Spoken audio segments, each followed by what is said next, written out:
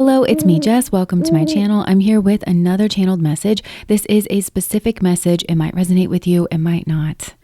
Okay, so I'm going to get right into this one because this is a message where Spirit kind of sent me on a wild goose chase to kind of piece together certain concepts that I'm not entirely too familiar with. So what I'm getting is that this situation is born of a dance between hope and pain.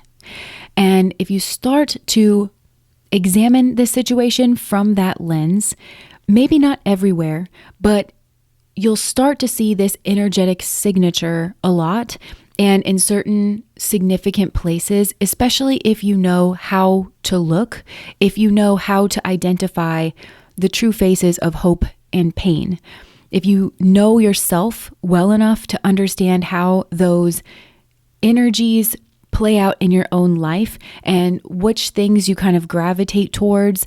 And they're showing me this is like a cycle. So like I said, I feel that this energy signature is everywhere in this situation. And by this situation, I mean something that played out here between two people. And I'm hearing it felt like soulmates. And maybe there's a question mark kind of hanging over the air of this where you're not quite sure. To me, this feels maybe like karmic soulmates where there's some karma to be worked out here, but that it does feel like there is some kind of genuine bond or like a genuine, only take that if it resonates. But again, I'm hearing this like this dance between hope and pain, and the soulmates aspect of this can only really be accessed through healing.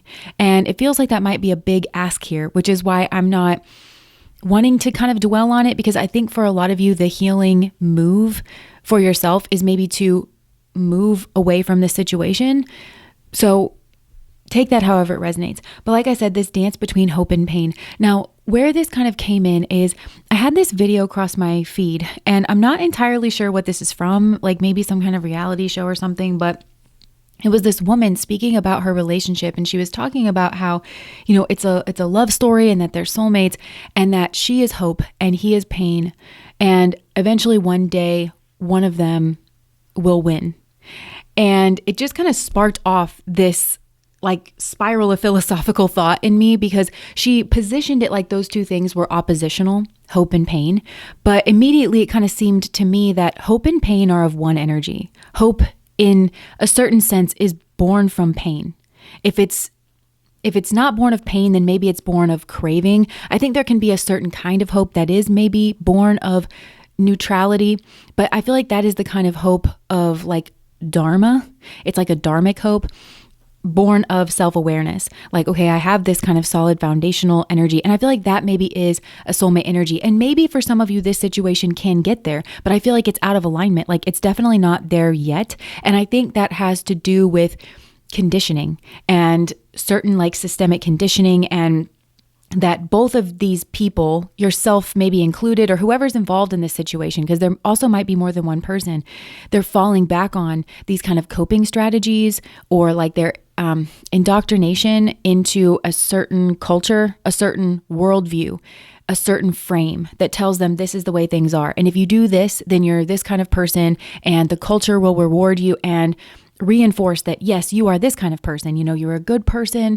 You're a person we approve of. You received this culture or subculture's stamp of approval. And indeed, culture and subcultures may be at odds here, even within, singular people. But this is part of the karmas that are being kind of worked up and worked out as a splinter. But interacting with that is this dance between hope and pain, and kind of learning how to deal with that, because the way that I'm seeing this play out is that it is a cycle, and every cycle has a genesis. It has a beginning, a middle, or a zenith, right? Where it kind of reaches a peak, and then maybe a waning period where it kind of ends and it fades out. But then it's got a building period again, where it starts to, kind of like the waxing and the waning moon, where it starts to wax up again to that peak or to that zenith, or to even some kind of other beginning. So there's some kind of cycle here. And for some of you, you may recognize this cycle as being a part of other cycles, like maybe a toxic relationship cycle where there is that love bombing, discard, love bombing, devalue, discard, and then hoovering back. So it might be a part of other cycles, but this is its own cycle is what I'm getting. It's like maybe even a foundational cycle, and it is very internal, and it responds to a person's inner world, and therefore like their feeling space and maybe even their craving space. And again, I think you can probably see this play out in yourself, but just know that it has its own way of playing out in maybe this soulmate, or like a karmic soulmate. I don't know how you're relating to this other person that maybe you've been a part of the dance. I just heard The Dance by Garth Brooks, like that song. I could have missed the pain, but I'd have had to miss love dance. And I'm not trying to romanticize bullshit behavior. So if there is that here, then just to kind of, acknowledge that. I feel like you got to look at the whole of it. You got to look at all of it. So like I said, you probably will be able to identify this dance between hope and pain within yourself, but also potentially in this mirror, this karmic soulmate here that you're a part of. But also there could have been other people drawn into this situation that you or this other person have been kind of grabbing onto as like a security blanket, or drawing into this situation in order to, in a devil energy kind of way, in a short circuit kind of way. This is just an impulsive, craving move, where I just kind of instinctively lash out to kind of grab this. And that instinct is not really instinct at all. It is some kind of programming or conditioning baked in by the expectations and the rubric and the metric sticks of our culture. But that gets broken up, right? Depending on who you are. Depending on your demographic information. Are you a man or a woman? Because the culture is going to tell you different things about how you're meant to behave. Are you young or old? Are you, I kind of identifying yourself there. So I feel like this is kind of going on with everybody wrapped up in this situation. And this is the mirror that spirit is maybe trying to hold up, but it's a sophisticated mirror. This is a hard mirror to kind of get through. And that's why there's so much confusion and there's so much haze, because I feel like this influence of hope and pain, like that internal feeling space and intersecting with these kind of arbitrary metrics.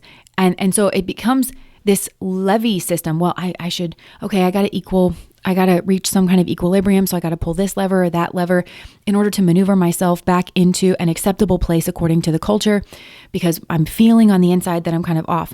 Now this feeling space gets kind of interesting and hard to navigate, because the feelings, I think, has to do, again, with this hope and pain.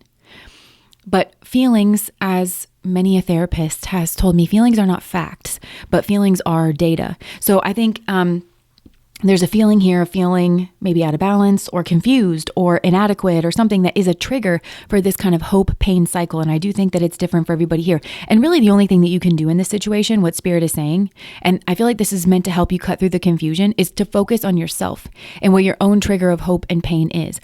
But like I was saying in the beginning, I feel like hope and pain are born of the same cycle, because it's not like it's it's not like it's pain and happiness, where, okay, well, I'm in pain, and so I want to be in this entirely different state of being. Hope is, well, I have hope. It's not a finite state in and of itself. It is kind of a transitory state, because if you're having hope, you haven't yet reached another destination, like of where you're hoping for. In a way, it's kind of like hanged man energy. And I feel like that might be a part of this cycle as well, that maybe spirit has injected here, or it's spiritual, or to help you kind of gain perspective here. So it's because somebody is in in some kind of situation or having some kind of feeling that they associate with pain. But I feel like the feeling that is associated with pain, I hope this isn't too heady for a lot of people. I hope this is making sense. Internally, whatever that is for different people, it'll be different for different people, like the specific emotion, but it is associated with pain. So it's some kind of confusion. It's some kind of insecurity. It's I'm not measuring up. It's I'm supposed to have this, or I'm supposed to be that. I don't know what it is, because it's different for everybody here, but that energy is what gives rise to, okay, well, I have hope for the future, or I have hope for this situation to change or to become different. But the way that spirit is highlighting this for me is kind of similar to the dance between the north and south node in astrology. So I do mention this a lot on my channel, but just in case you're not familiar with that, the north and south node, they are points. They're not planets or bodies or anything in an astrology chart. They're calculated points, but they have a relationship together.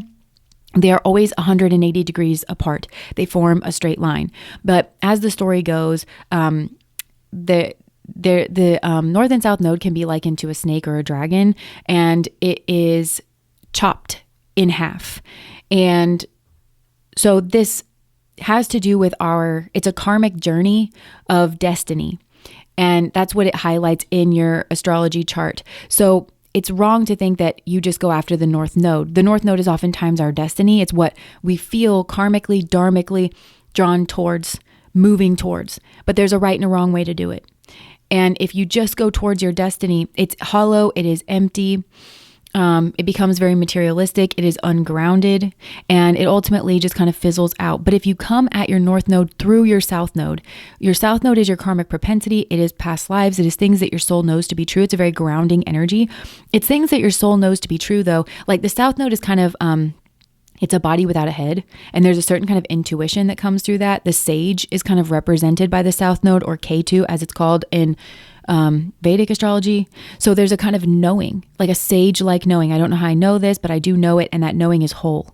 And I couldn't necessarily put it into words or like put it into logic. It's something that I just know. That's genuine instinct is what I'm getting. So it's coming up from that place, but also coming up from your karmic propensity. And I'm hearing coming up through your pain, relating to your hope by coming up through your pain. So for those of you where it feels, again, like maybe this is a karmic soulmate energy where it has both of those energies. Like it could be a soulmate, but there is, karma means action. There is action that needs to be taken here to remove obstacles, to remove confusion, in order to kind of make, to realize that soulmate energy. And for me, when I use the terms karmic and soulmate is somebody when you're learning your spiritual lessons, that's somebody that you go on the journey with, and it's helpful and it's healing for you to go on the journey with that person. Whereas a karmic energy is somebody where as you learn your spiritual lessons, you move away from that person just naturally. You're not drawn to them. You're not, you don't want to go on the journey. They don't want to go on the journey with you. You kind of realize that,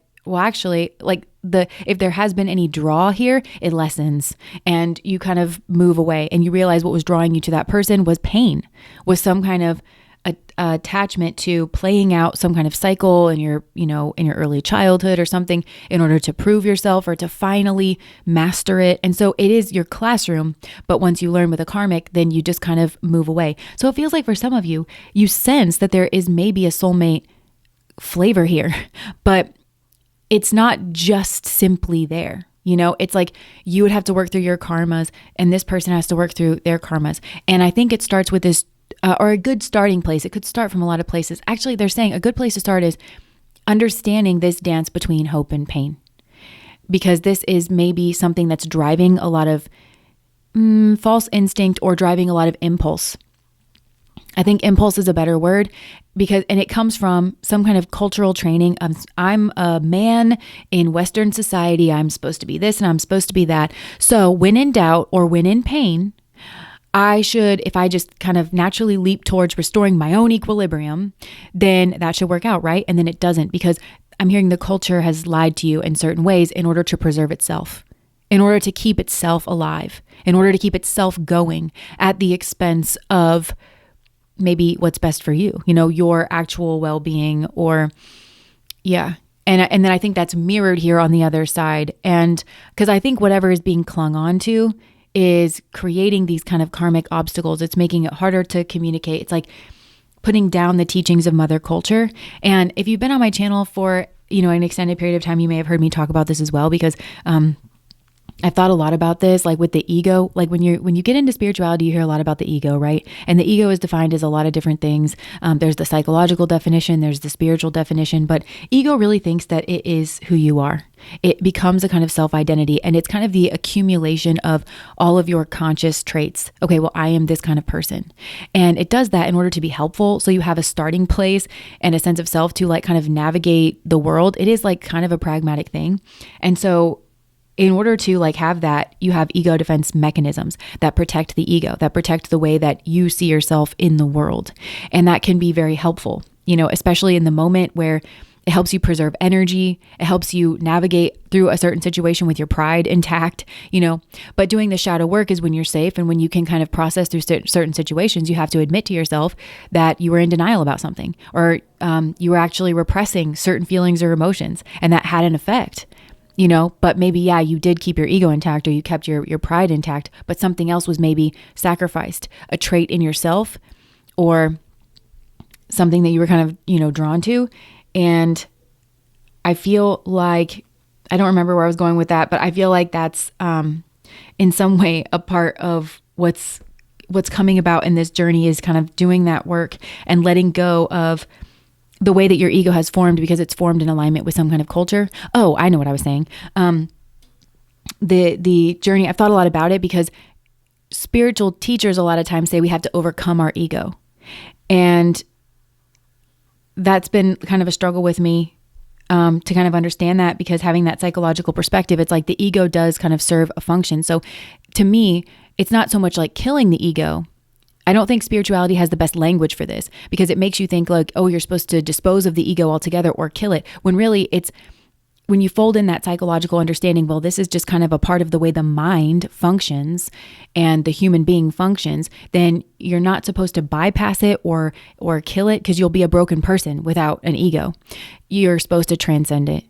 And so I thought, oh, well, maybe we shouldn't build up egos like in childhood, because that's kind of a natural process and it's part and parcel with society and culture. But again, you couldn't have that. So I think the journey of being human, I hope this makes sense. This is probably confusing or so heady for some people, but is you have to first build up, culture. You have to build up socializing, which is you raise your kids and you indoctrinate them into a culture. You have to keep them safe. If you don't, it's neglect, because certain cultures, for instance, like there's certain things that are faux pas that are dangerous. If you don't teach your kid how to navigate the culture, they're going to be laughed at. They're not going to be able to find jobs, friends, employment. They're going to be seen as an outcast unnecessarily. It's kind of a dereliction of duty on terms of the parent. So you kind of have to build that up in order to assist a young soul in coming here and navigating the material world. But just like a cocoon, we have to be able to push out of it. It's kind of like learn the rules so you know how to break them properly. It's a skill. It's a process. And I think that a lot of the way that these things are talked about in spirituality, less so maybe in psychology, but it's confusing, and it makes it seem like something here is like a single step, but I feel like it's kind of a process. But I think here it's this, in some way, this maybe was the genesis of like some kind of self-awareness, but a questioning of things that you had taken for granted before. And I don't mean taken for granted as like you didn't appreciate them, but things that you just assumed to be true because that's what mother culture taught you. And I'm referencing Ishmael there with that terminology, mother culture. We all suckle at the teat of mother culture. And so it's just the thing, it's all around you. It's the air you breathe and you just kind of accept it as fact. And so this has maybe been a process of kind of questioning that and seeing her teachings fail, because maybe it was like a kind of security blanket. It protected your pride or your place in society or something, but it didn't actually give you what you want. It actually ended up being that kind of devil energy. And it was maybe a way that, or this could have been the way that you acted in a relationship or that somebody acted with you. And I don't know, because it feels like this is confusing. It feels like this is an inside job and really only you can kind of piece this together. I can really only be the finger pointing to the moon and kind of point to certain concepts, but its application in your situation in your life has to be kind of like looked at. So, but I feel like pain was driving it. If somebody treated you a certain way, it had to do with like their conditioning. Oh, I'm supposed to be this or supposed to be that. Well, if they don't measure up to it, internally they feel pain. They feel like some kind of insecurity or something like that. I'm kind of getting this could overlap with victim, rescuer, persecutor, because a lot of women are indoctrinated to be servants, but also like ever forgiving and like rescuers and like that shoulder to cry on. And so if somebody you love, especially a man, is, not feels insecure, like you take it on as like, well, you just have to give more and more and more. And then when he's still feeling insecure and then treating you badly or lost in an addiction or something, like you take it very, very personally, or it's hard for you to kind of get out of that cycle here.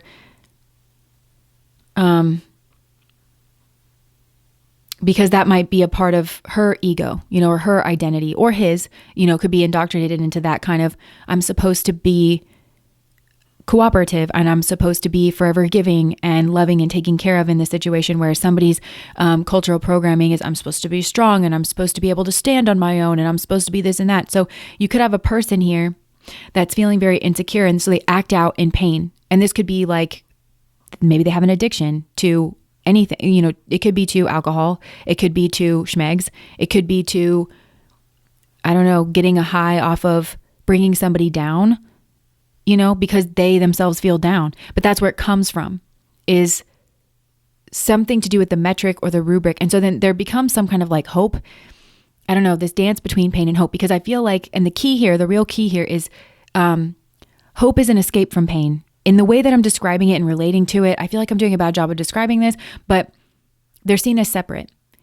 Hope is seen as this escape hatch, like where there's just no work to be done. So, okay, somebody maybe explodes in a rage and it pushes somebody away. And because the pain is so overwhelming and nobody wants to look directly at pain and walk right up and deal with pain one-on-one, directly, head on, they just want to lean towards the hope. And so it becomes an escape hatch. So this is where you'll get somebody that'll try to not acknowledge what they did wrong or the pain that they caused or the pain that they were in. And instead they just hope that it'll work out in the future, but really there's some kind of distance that's maintained here. So this is why I brought up the north and south node thing. Just like you have to come up through your south node and head towards your north node for you to actually be meeting with your destiny, clearing your karmas and working towards your dharma. Just simply moving towards your north node won't do it because it's not grounded and it's not hollow. Just moving towards hope is the same way. You have to move up through your pain and you have to look at it and you have to understand. So say there's a woman here and she is taught that she's supposed to be forever of service to a man. If you just love him enough, he'll get better. And that's your job as a woman. And that's how you're supposed to, measure. That's where your worth should come from, is how successful you are at managing a man, kind of a thing. Well, then that can cause a lot of pain if that man is still stuck in addiction, still abusing you, not getting any better. And of course he will be, because that's an inside job and it's his responsibility. And this is a lie that culture has said. So she has to look directly at her pain. Well, he's a certain way. And possibly men are a certain way because they're taught a certain way. And I actually do kind of feel bad for men because I think they get a lot of conditioning that says not to look inwards, which is the source of all power. In my mind and in my life experience, being in touch with your internal space and what's going on inside of you and being able to decipher that is the source of all power. That's where clarity comes from. That's how you know how to move in the world. So of course, this is a guy, if he's deeply entrenched in his cultural conditioning, that doesn't know really what to do. He wants to be a leader. He's told that he's supposed to be a leader and he's supposed to know the way forward, but he doesn't have the roadmap, because in order to have the roadmap, he would have to be able to break apart what's wrong. And he would have to be able to then map his pain and your pain and move from pain, take action, proper action to move from pain to healing in the situation. But he will not be able to do that because he has been told that that's a woman's place to step in on his behalf. And so because that's false, it becomes this cycle, because the healing that he needs or hopes for doesn't feel like it's in his own hands and it comes in from the outside. So it makes for a dependent man. And you hear a lot of women complain about this. He was like my child, he was dependent. So I feel like there's maybe some kind of situation like that. Well, with her pain, I think it's kind of caused by him because he feels less than. She actually does seem to have this mysterious roadmap because she embraces all the things he was taught not to embrace. But he doesn't know that. So it's this kind of, she seems to have this power that he doesn't understand. And all he wants to do is kind of break it down. And so maybe he's cheating to break her self-esteem, or maybe he's addicted to whatever substance or something. And that always casts their life in some kind of upheaval. He can't keep a job and, maybe he's violent sometimes and so she has to address her pain. She has to look at where her pain is coming from and why.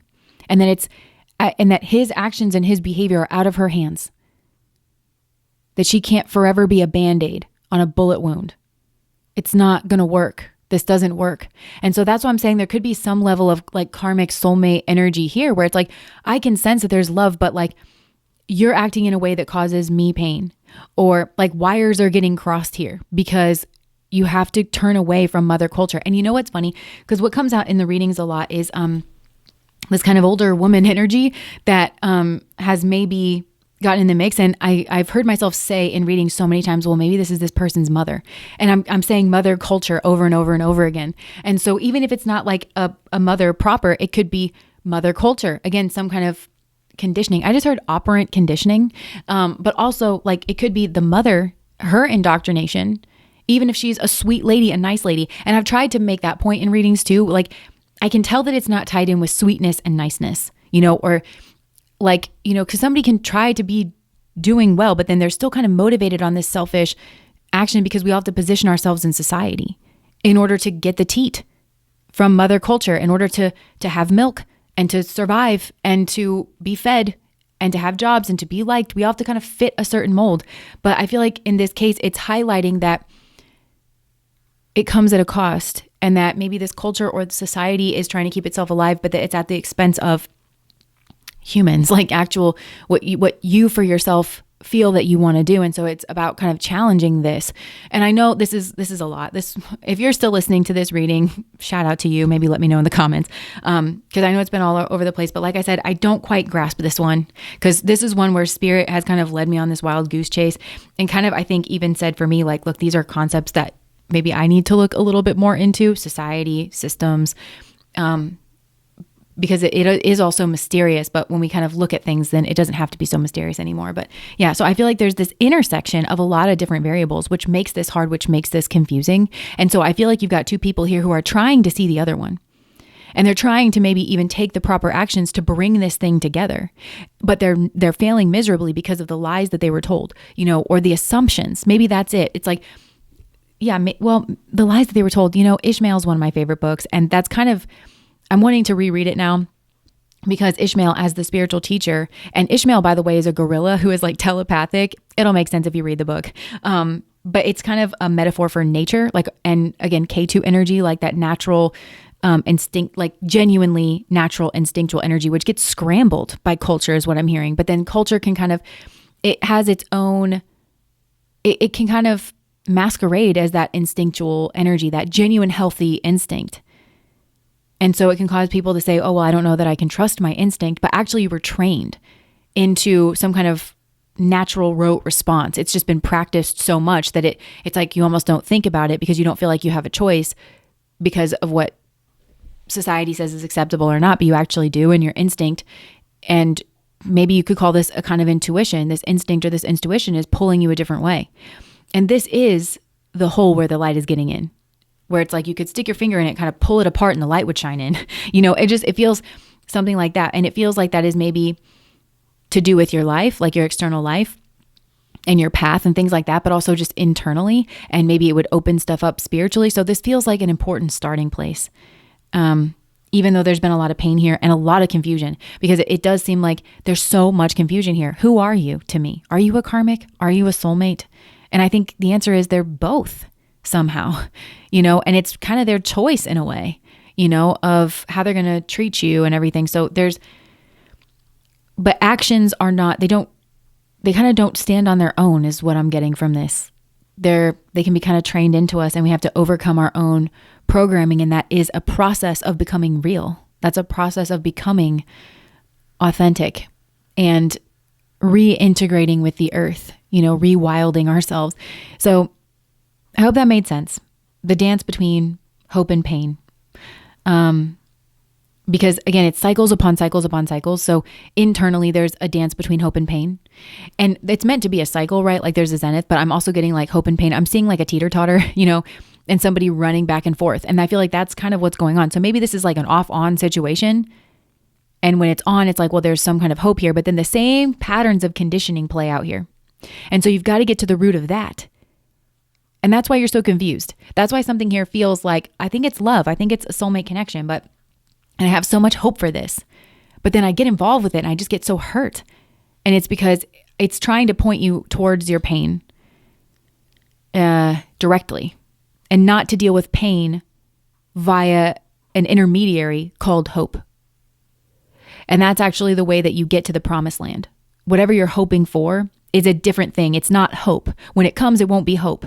It will be a fulfillment of a desire or something. That's how you get to that land, that promised land, is by dealing directly with your pain, unpacking your pain. Where does this come from? Understanding where it comes from, understanding the cycles, understanding what is keeping the pain,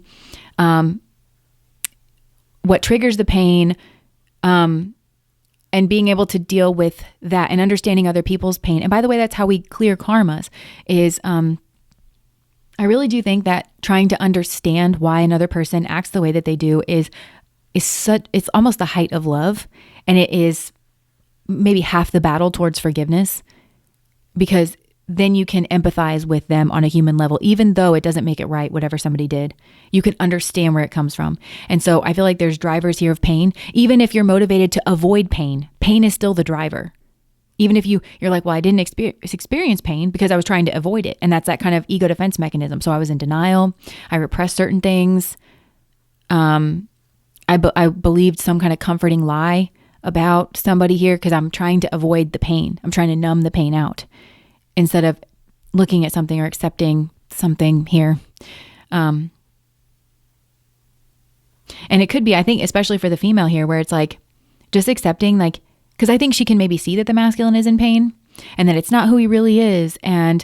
But you can't just love him out of it. This is an inside job and he has to do the work, and he won't if he is coddled. He won't if there's no reason to. If you're just going to step in, then the cycle is going to keep kind of going around. So it's like it has to sever. Like you have to move away. In a way, that's kind of the greatest form of love.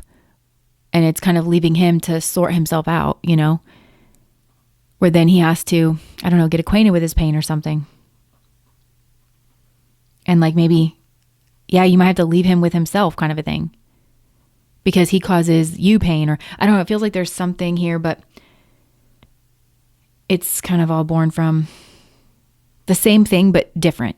That it's the same problem. This, I'm hearing operant conditioning again, or like this cultural conditioning. It's the same problem, but it plays out differently in like a mirrored opposite fashion for, I feel like the masculine and the feminine here. So, okay. That's all I have for you. If that resonates, please like, comment, and subscribe to my channel. Bye, guys.